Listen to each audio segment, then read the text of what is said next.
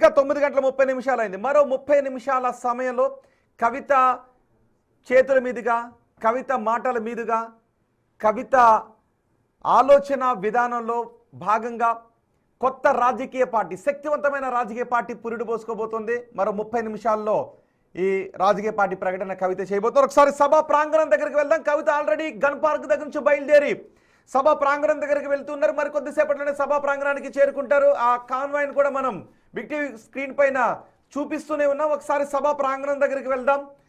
సభా ప్రాంగణం దగ్గర నుంచి మా ప్రతినిధి రాజేష్ మనకి అందుబాటులో ఉన్నారు. రాజేష్, ఏంటి కవిత మరి కొద్దిసేపట్లోనే అక్కడ చేరుకోబోతున్నారు, ఏంటి అక్కడ హడావుడి ఏంటి? ఎస్ రోహిత్ అండ్ అశోక్, ఇక్కడ నిజంగా మీరు చెప్పినట్టుగా చాలా కోలాహలం కనిపిస్తోంది. రోజులు పోయాయి, గంటలు పోయాయి, ఇక నిమిషాలే మిగిలి ఉన్నాయి. అది కూడా మరి కొద్ది నిమిషాలే, కేవలం ఒక 30 నిమిషాల సమయం మాత్రమే మిగిలి ఉంది. కొద్దిసేపట్లో కవిత ఈ సభా ప్రాంగణానికి చేరుకోబోతున్నారు. కవిత రాగానే గ్రాండ్గా వెల్కమ్ పలికేందుకు అక్కడ మొత్తం ఒక డప్పు చప్పుళ్ళు, తర్వాత అనేక వేషధారణలతోటి కవితకు గ్రాండ్ వెల్కమ్ పలికేందుకు, బోనాలతో బతుకమ్మలతో గ్రాండ్ వెల్కమ్ పలికేందుకు అందరూ కూడా సిద్ధమై ఉన్నారు. కొద్దిసేపట్లో, కొద్ది నిమిషాల్లో తెలంగాణ రాజకీయ యవనిక పైన బిగ్ బ్లాస్ట్ జరగబోతోంది. తెలంగాణ రాష్ట్రంలో మరో సరికొత్త రాజకీయ పార్టీ రాబోతుంది మహిళా నాయకత్వంలో. ఎస్, ఒకసారి కవిత తన యొక్క నాయకత్వ పటిమ ఇప్పటిది కాదు, గత 20 సంవత్సరాలుగా తను జనంలోనే ఉంది. తెలంగాణ జాగృతి అయిన సంస్థ ఏర్పాటు చేసి ఒక సాంస్కృతిక విప్లవాన్ని తీసుకొచ్చిందని చెప్పొచ్చు. విప్లవం మీన్స్ అంటే తెలంగాణలో బతుకమ్మ అనేది విశేషమైన ప్రాచుర్యమైన పండుగ. ఇప్పటి నుంచి కాదు, అనాదిగా ఉన్నటువంటి పండుగ బతుకమ్మ.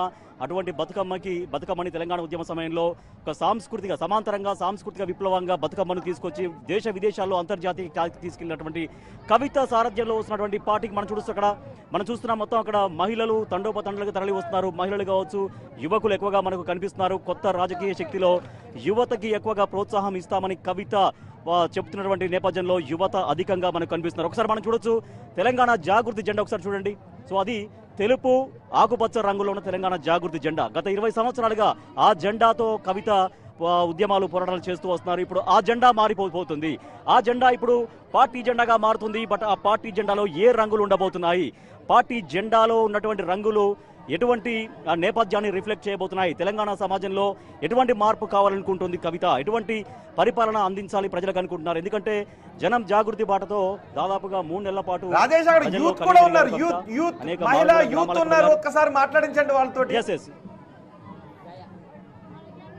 ఇక్కడ కొంతమంది యూత్ ఉన్నారు, యువకులు ఉన్నారు. సో ఇప్పుడు వీళ్ళే రేపు కాబోయేటువంటి లీడర్లు, కాబోయేటువంటి క్యాడరు లీడర్లంతా కూడా వీళ్ళే. సరే, కొంత వాళ్ళైతే ఇప్పుడు మాట్లాడడానికి ఉత్సాహం చూపించట్లేరు. బట్ వాళ్ళందరూ కూడా కవితకు సపోర్ట్ గా వచ్చారు. ఎక్కడి నుంచి వస్తున్నారమ్మా? ఎట్లా అనిపిస్తుంది కవిత పార్టీ పెట్టబోతున్నారు కదా, ఎట్లా అనిపిస్తుంది? బాగుంటుంది అనుకుంటున్నారా? బాగుంటుందా? ఎట్లా, ఎక్కడి నుంచి వస్తున్నారమ్మా? అంతా అక్కడి నుంచి వచ్చారా? సో కవిత పార్టీ పెట్టబోతుంది, ఎట్లా అనిపిస్తుంది? చాలా బాగుంది, చాలా బాగుంది. ఎస్, ఇక మహిళలు ఉత్సాహం చాలా ఉంది ఇక్కడ. ఓకే, ఎస్, ఇక్కడ మహిళలు ఎక్కువగా మనకు కనిపిస్తున్నారు. సరే, మనం మొదటి అనుకుంటే కొంతమంది మైక్ పెడితే వాళ్ళు చెప్పడం ఎక్స్ప్రెస్ చేయలేరు కొంతమంది. బట్ వాళ్ళైతే వాళ్ళ ప్రెజెన్స్ ద్వారా కవితకు మేమున్నాము నీ వెంట, మేము మీతో పాటు కలిసి నడుస్తామని వాళ్ళ ప్రెజెన్స్ ద్వారా తెలియజేస్తున్నారు. అయితే తెలంగాణ రాష్ట్రంలో ఇప్పుడు ఈ పార్టీ రాబోతోంది. మరికొద్ది నిమిషాల్లోనే పార్టీ అనౌన్స్ చేయబోతున్నారు. కాబట్టి ఎట్లా ఉండబోతోంది ఒకసారి సభా ప్రాంగణం లోపల దృశ్యాలు ఇంతకుముందు పీసీఆర్ ప్లే చేశాం. మా ప్రతినిధులు సుజాత, విజయ్ కూడా అక్కడే ఉన్నారు. సో కవిత ఎక్కడి నుంచి అయితే కొత్త పార్టీని అనౌన్స్ చేయబోతున్నారు, ఆ సభా ప్రాంగణాన్ని లోపల నుంచి నేను మీకు చూపిస్తాను. పీసీఆర్ ఒకసారి సభా ప్రాంగణం దగ్గరికి రూట్ చేద్దాం. అదిగో చూడండి, ఒకసారి కొత్త రాజకీయ శక్తిగా వస్తున్నాం, కొత్త రాజకీయ శక్తికి స్వాగతం, కొత్త రాజకీయ శక్తిగా వస్తున్నామని ఆ నినాదాలు కనబడుతున్నాయి కదా. అక్కడి నుంచే అదుగు అక్కడ సీటింగ్ అరేంజ్మెంట్ కూడా చేశారు. అక్కడి నుంచే ఆ కవిత కొత్త పార్టీని అనౌన్స్ చేయబోతున్నారు. ఆ ప్రాంగణం బయట ఉన్న దృశ్యాలు మీరు చూస్తున్నారు. వేసిన టెంట్లు, పార్కింగ్ ఏరియా, ఇదంతా ఇప్పుడు అక్కడ సీటింగ్ అరేంజ్మెంట్, కుర్చీలన్నీ సిద్ధంగా ఉంచారు. ఆ ప్రదేశం నుంచే, ఆ వేదిక నుంచే కొత్త రాజకీయ పార్టీ పురుడు పోసుకోబోతోంది.